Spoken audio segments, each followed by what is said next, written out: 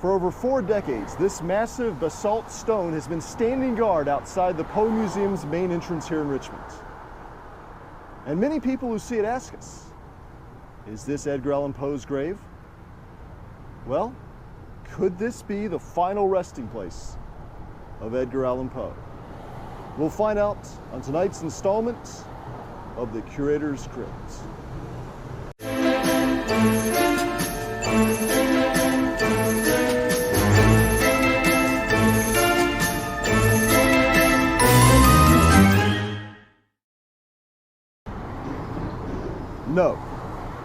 No, it's not Poe's grave. He's still buried in Baltimore. Well, thanks for joining us tonight in the Curator's Crypt. And be sure to sponsor us on Patreon at patreon.com/Poe Museum. We'll see you next time.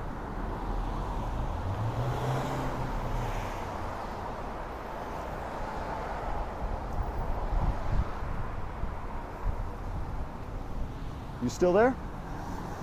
Well, since you stuck around, why don't I tell you what this stone really is?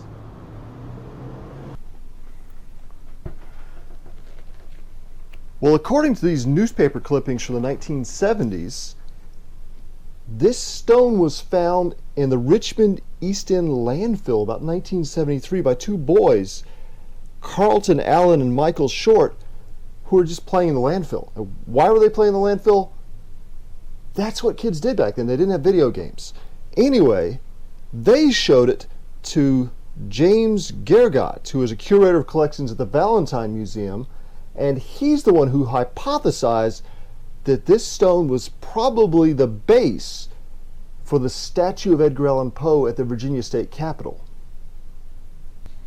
This one, right here, it was sculpted in 1956 by the artist Charles Rudy and commissioned by a retired Richmond physician by the name of George Edward Barksdale. Barksdale had just gotten back from visiting Poe's cottage in the Bronx, where he saw this bronze bust of Poe. So this is the Poe Museum's plaster model of that bust. This is the one that went for a drink in the bar that time. But anyway, George Barksdale stood for several minutes in awe of that bust until he finally turned to his wife and said, "We need to bring one of these to Richmond." Now, apparently he didn't know that 50 years earlier, the Poe Memorial Association had unsuccessfully attempted to bring a statue of Poe to Richmond, but the city just didn't want it. So when Barksdale got back to town, he wrote the governor of Virginia and said, "I know you have mixed feelings about bringing a Poe statue to town, but I'm going to pay for the sculpture out of my own pocket. All the Commonwealth of Virginia has to do is provide a base for it." So Barksdale set out to find the perfect sculptor for his Poe Memorial. Unfortunately, this artist, Edmund T. Quinn, was already dead by then, so he wasn't available. So he found the Pennsylvania artist, Charles Rudy, who'd already taken on several prominent public commissions, and charged him with the task of bringing a Poe monument to Richmond. So Rudy went to work creating this full-size plaster model for his sculpture, and when Barksdale approved of it and gave the final go-ahead, he cast it in bronze and sent it down here to Richmond, where it sat in storage for 2 years before it was finally placed on Capitol Square, and wasn't actually unveiled until 1959 after Barksdale's death. So why did it sit in that warehouse all those years? Could it be because the original base was rejected for some reason and had to be replaced? And maybe that original base was thrown into the East End landfill, where it was found a decade later by 2 boys playing in the trash. It at least sounds plausible. But I'd like to perform a little test, just to be sure.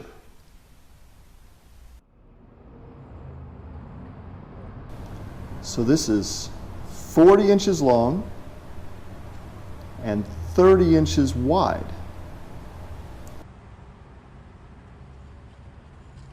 And let's compare that against this one. It's 36 inches long and 26 inches wide. That gives it about 2 inches all the way around, a perfect fit. And that seems to support the hypothesis that our stone was the original base for Charles Rudy's statue. So unfortunately, it looks like that was never Poe's grave and was never intended to be his tombstone. But are there any other bodies buried here at the Poe Museum? Now this is an 1894 guidebook to the old stone house, which eventually became part of the Edgar Allan Poe Museum. And it says that there's a body buried under an old mulberry tree in the backyard.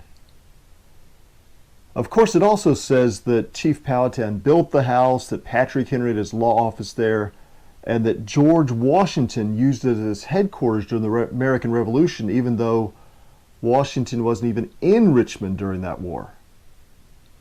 So you're going to have to take anything this says with a grain of salt.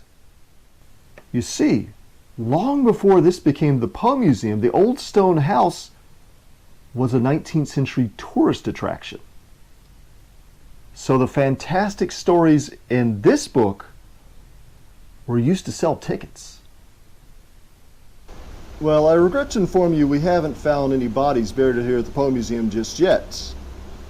But rest assured that Pluto and I will remedy the situation before much longer.